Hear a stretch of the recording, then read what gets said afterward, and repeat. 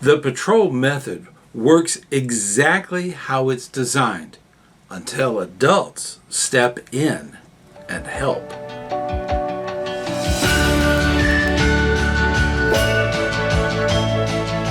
Hey, ScouterStan, let's talk about training patrol leaders. The patrol method was devised a long time ago. Baden-Powell put that together. Do we do that training? Do we do that in a patrol, in a troop?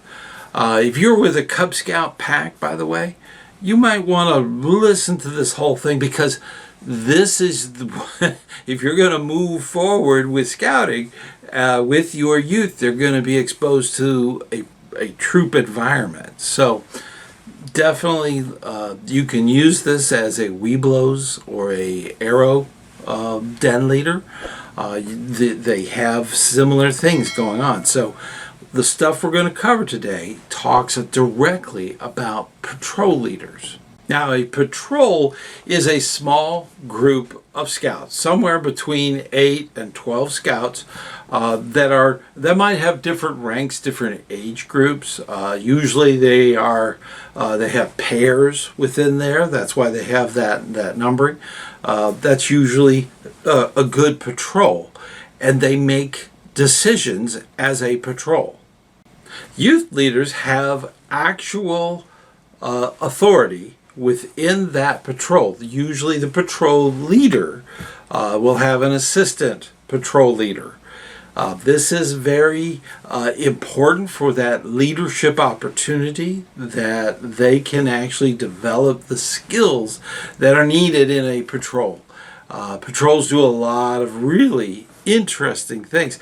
In fact, I had a video that I put out 7 years ago, quite a while, about the patrol method. It's more historically what it all was about. And if you're interested in that, check out the video, and that way you can get more information. Now, keep in mind the links probably won't work. It's been quite a few years and the internet changes. So if you're more interested in the history, that's a great video. Now, one of the big things about a patrol is that they do things. They learn by doing. That's one of the wonderful things that a patrol does. That's a huge concept. They don't sit through lectures and take tests or any of that kind of stuff. They actually go out and do things as a group. It's very important that that's understood. Some troops actually encourage patrol camping. So this is something that would be awesome to really focus the patrol a little bit. There are many different kinds of patrols. There could be a first year emphasis with all the scouts that have been recruited, their first year of being in the troop. After that, I recommend that patrol get put into the other patrols that are already existing. That's an important thing, so that those patrols, as they mature and as the scouts move on, you have new scouts replenishing the supply within that patrol. That's the kind of thing, the developing of that. Now, some troops will actually have an older youth patrol, and that's fine, because they can do some things that maybe some of the other ones, the other younger patrols, can't. So it all depends on your dynamic of how your troop is put together. So patrols do a lot of really cool things. Patrol method, when it works, when it's done right, is amazing. It gives leadership opportunities at a lower level. It's not troop level, it's actually patrol level. And it gives them those opportunities to really see what their leadership and the consequences of doing their leadership, that actually comes back. That's a very important thing in scouting. And this is where the leadership is actually earned. This is where it actually comes through at the patrol level. Now, not to say that the troop level, senior patrol leader, assistant senior patrol leaders, all of that stuff, that's important too. That's a big picture. Whereas in the small picture of a patrol, you earn the respect of your patrol participants. That's what's interesting about it, is that it keeps that going. And that's very important for scouts to really comprehend the patrol and the patrol method. Now, with the patrol, you have a built-in culpability to what's going on as far as the leadership. It's earned, as I said, it's earned within the respect of your patrol mates that are there. This is something that's seen by the whole troop. The whole troop sees that the patrol is really going through that process and really doing some great things with the troop and having fun, and also getting a lot of those leadership opportunities that being in a patrol gives you. The peer pressure that's within a patrol is actually very good. It's a good thing. It becomes more positive. That's what's wonderful about it. They earn and they learn and they keep it going. That's a neat thing to witness, to actually see that going on in a patrol when they really start doing things together. Engagement's going to skyrocket when a patrol really gels, when it's all going really good. You got a good patrol leader that's keeping an eye on the task at hand, and you've got an assistant patrol leader that's going to back them up and help them out. The same thing's true with other members of that patrol. They have tasks. One might be in charge of equipment, for the entire patrol. Another one might be the grub master, for that patrol. There might be somebody that does all of the cheers and keeps and maintains the flag for the patrol, keeping that morale going. When it all gels and they have ownership of their patrol, wow. There's not much they can't do. It is amazing. And one of the major things is they're going to quickly discover this isn't school, okay? This is something that they have ownership to. This is something that they really want. And building that is tremendous. This is something that every patrol should have. Every single troop all their patrols should have intense activities and opportunities. Now, there are common mistakes, and this is why patrols fail. And this common mistake happens from the adults, us. We get in the way. We should let things take their course. This is something that happens a lot, and we step in way too early for what we conceive as an emergency. We need to let the patrol handle it. Now, in advanced training for youth, with the National Youth Leadership Training that they do, the NYLT, they have 4 different phases that all of these groups go through. You have to let the storming, okay, once they've formed, they have to storm, okay? They have to work with one another and have their issues, okay? That's fine. That's normal. You want them to do that. By the time that ends, and it ends real quick, all of a sudden they start doing stuff together, and that's the key. You can't jump in right away. As adult leaders, we need to understand that that's a process that they are going through, that we have to let them go through that phase. That's important for that patrol. They will always come through that and be stronger. That's 100% of the time. Another big one for adult leaders is micromanaging. It comes through.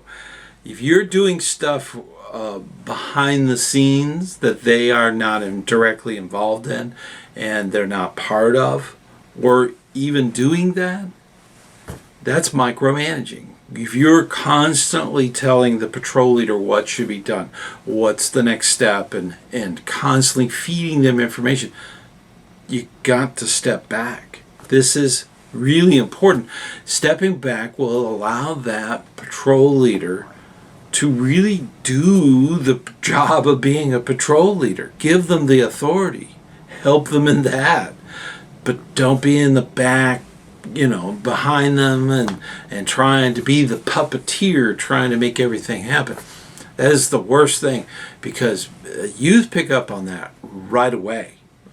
That you become the puppeteer, and they don't talk to the patrol leader anymore. They go directly to you. So you don't want that. So don't do anything behind the scenes or anything that would be considered micromanaging of a patrol. You have to let the patrol work as a patrol.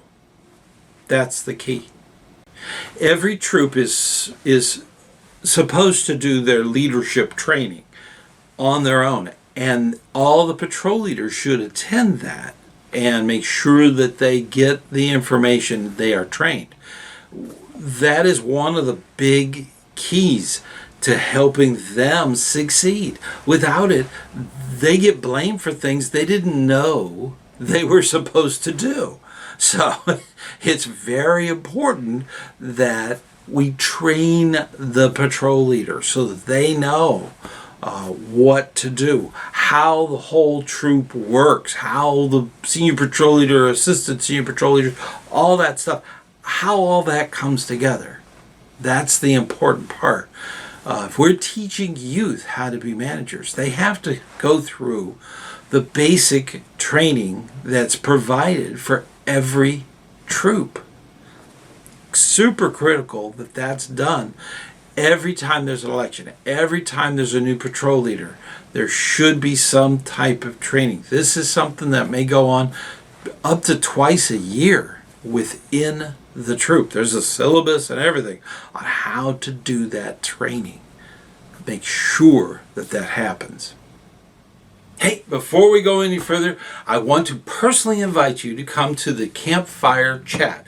This is a live meeting. It happens on the first Sunday of each month, and it starts at 9 p.m. That's Eastern Time. And of course, I want to personally thank all of the members of the Patreon. They help support what we do here.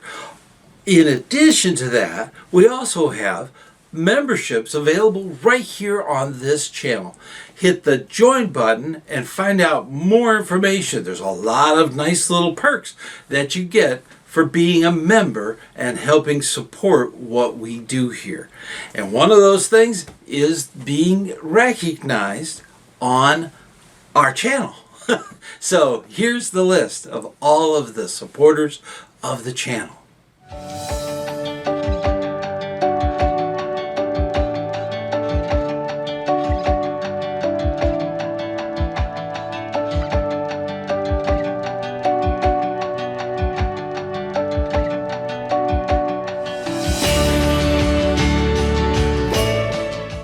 Now, here is the hard truth. It's going to get messy, okay? When you let go. If you've been there micromanaging and maintaining and all that stuff, and then you all of a sudden let go, it's going to get messy. That's the storming part, okay? You got to let it happen. I've always said, being an old country boy, that Mom always told me that scar tissue is harder than skin. So you gotta let it go. You gotta let that happen, that chaos. Out of the chaos, it's gonna norm out. And that's the neat thing about it. You have to let go. A lot of scout leaders don't want to. They have to be reminded, okay?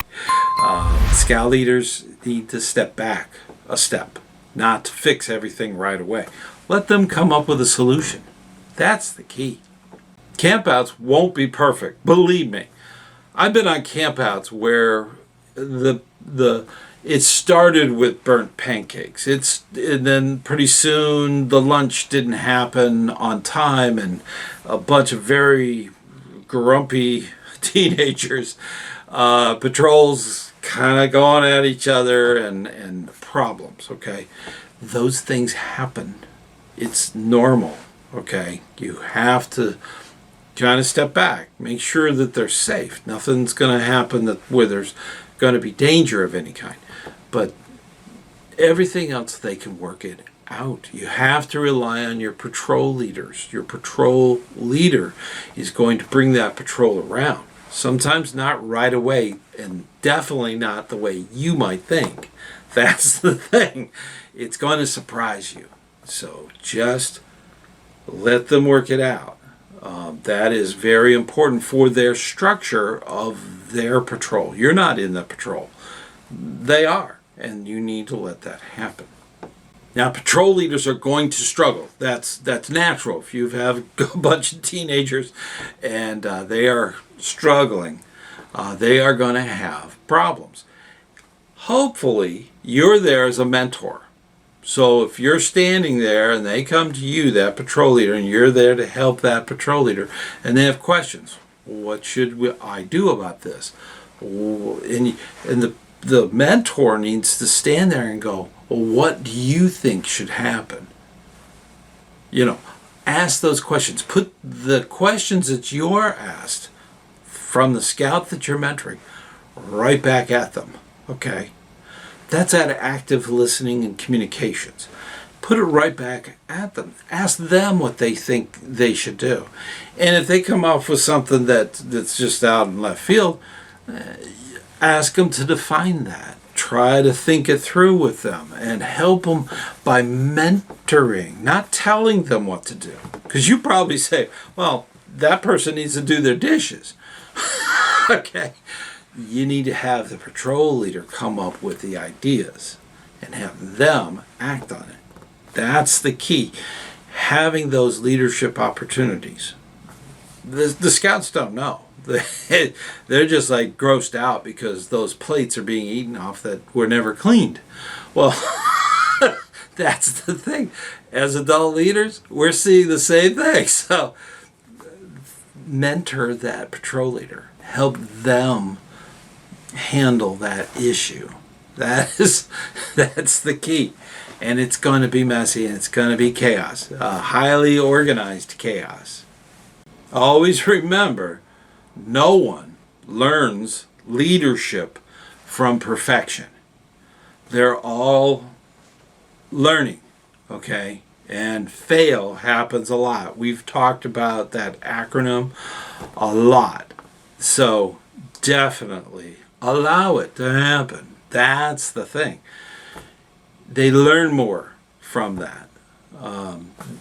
It's just natural for the instinct as a parent to come in. Well, you need to take that and set it aside and start thinking, oh, I'm here to mentor the leadership to help them solve the problem. I know the solution. They need to know it.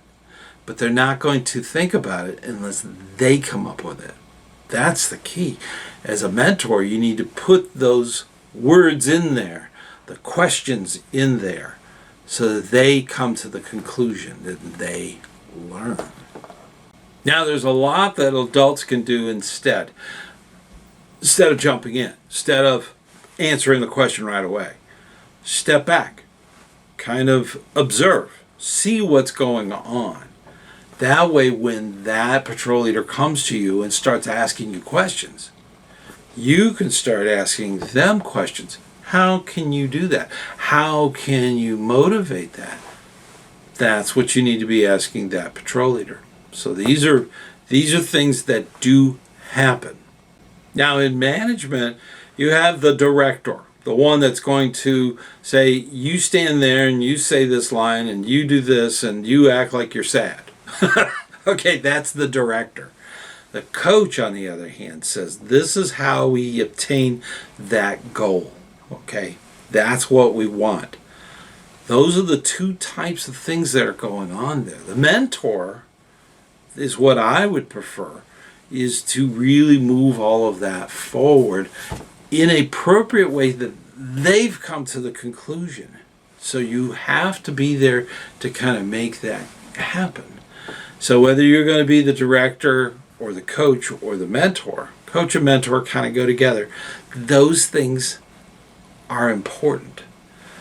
Safety, of course, with adult leaders, we take over at safety. So, but everything else, let the patrol leader do it. Let them do what they're there to learn and to do. A lot of adults want to be the problem solver versus somebody who's actually there to coach and to listen. That's really the differences. That a lot of adult leaders take that, they want to be the one, the go-to person to get the answer and get it all done. Okay, that should be the patrol leader, not the adults. Okay, but being that person as the adult, not good. If you have that happening, make sure that you're mentoring that scout leader. Okay, ask them to become the listener, to actually hear what the scouts are saying, what the issues are, and then take what they know. They know how to solve that problem. Take that and put it back to the youth so that they can kind of come to the same conclusion. That's the difference. And it boils down to it. There are leaders that are going to be known, and they should be the patrol leaders, right? That's the thing. Mentors, the old adults, okay, they're the mentors that are there to help facilitate and help and coach that patrol leader to a goal and to help them achieve. They need to do it on their own. You need to give them the information that they need to come to that conclusion. That's super critical as far as dealing with patrol leaders. They're all trained, right, with your troop. So that training needs to be brought up occasionally. So that's part of that communications. Now, one of the real world things that have happened in my life with dealing with patrols, they might have some turmoil. Most of the time, that turmoil comes from the adults. Okay, most of the time. There is sometimes that there's hurt feelings or something going on at school that you may not be aware of that kind of bleeds over into the patrol. So these are things that scout leaders, scout facing leaders should be aware of. This is something you can ask questions. You know, is there an issue? Is there a problem? These things do need to be addressed and mentored within the patrol. Patrols kind of take care of most issues on their own, or should on their own. Let the scouts solve their problems. Okay, that's a critical thing. If there's an issue that comes up. Now, as far as a real world situation, I can only think of one. Now, it wasn't in my son's troop. This was in a different troop when I was doing unit commissioning, and there was a issue. There was two groups in the patrol. One was the older boys that didn't want the younger boys in their patrol. Okay, so this was a boy troop, and they didn't want that situation, so they ignored each other and they controlled everything. They tried to be in the patrol leader and assistant patrol leader and everything, and the younger ones felt like they weren't really part of that patrol. So there was some issues there, and what it turned out is that all those boys within that patrol were in the same school, were in the same middle school and high school. That was all in one part of town. The other ones were not. So they were kind of the out, and we had to do some things like do some leadership skills given to them as far as mentoring, getting them together to kind of talk about their differences and talk about the different schools. One was in two of them were in a public school, and two of them were, I believe, in a private school. So we had them sit there and talk. This was important. Just the patrol, okay? And the adult leader sat behind, okay? They were up there, they were talking together. And it was guided by the patrol leader. And it was able to bring both sides together and start including each other. You got to do that. A patrol it's like a family, okay? And if somebody is on the outside looking in, not good. You need to have them working together. And that storming process should be short, okay? That does happen. But in this situation, because they were in different schools and they were different ages, not much of a difference. There's maybe 2-year difference between the scouts, but they just had a separating line. And it was important that they got together and sit and talk. They worked things out.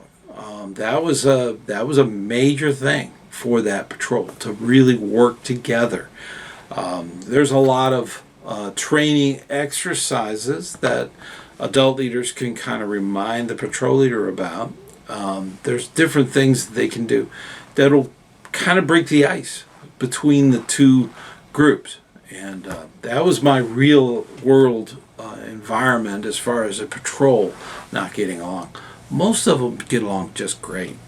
That's the wonderful thing. We have good scouts that really bring the scout oath and law to heart. And they did too, but they were just two different schools, two school thoughts and age groups. So it was a problem. But once that got dissolved, that was a great patrol. That was a wonderful patrol. They worked things out, and they became a family kind of thing in that patrol. That's a wonderful thing. Now, the patrol method works if you let it. Adults need to get out of the way. Let the youth really get that patrol method going, okay? That's going to create their family. That's going to create the part of your scout unit that's going to perform and do things. It's a wonderful thing. I have had patrols actually go to Philmont as a patrol within that troop, and they conquered mountains. Okay, that was thrilling. Okay, something that patrols can do. They can achieve. It's just we as adult leaders need to step back a little bit. Put in the comments where you've had a situation where your patrol that's struggling and the adults got in there and messed it up. I'm sure there's a few out there, but there's a few that have just stepped back and let that storming process work out. Doesn't last long, so don't get disheartened, okay? It might be several meetings, who knows? But they will come together and they will be stronger for it. And that's another thing you could put in the comments. This is something that's an ongoing process with mentoring scouts, letting the patrol method work, making sure they're trained. This is a part of that training for us, okay, as adults. The youth are going to get all of the basic training through the troop, right? And they're going to get your support as a mentor. That's the key. Make sure that you do those comments. I really look into them. Also, there is a video about the assistant senior patrol leader. Now, you can have more than one, okay, of the assistant senior patrol leader. Some troops are big enough where they need more than one. So definitely check out the video on assistant senior patrol leaders. That it's patrol leaders, patrol leader, senior patrol leader. Those are all very important positions for your troop. The patrol leader is really the core. You have to keep that in mind. It is very important that patrol leaders are not minimized. Okay, it's great to have your higher up there for the big picture, but the core value of a patrol leader, it should never be underestimated. And as an adult leader, we need to really mentor them and coach them. That's the key. Don't take over, okay? That's an important part. Always remember that the patrol method is how we do scouting.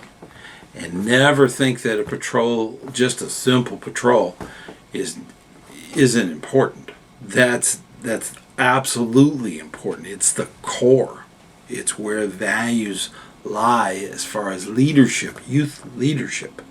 So always think about the patrol method in regards to that leadership, and those opportunities that come up where they can learn. That's an incredible thing. And I personally thank you for watching the videos, and I hope you got a lot out of this. Please let me know in the comments. I always like reading those. And we do have another video about how to mentor the senior patrol leader. That's a very important thing. There's different things you can do to actually help that out. So definitely check out the video right over there. And till next time, I'll see you on the trail.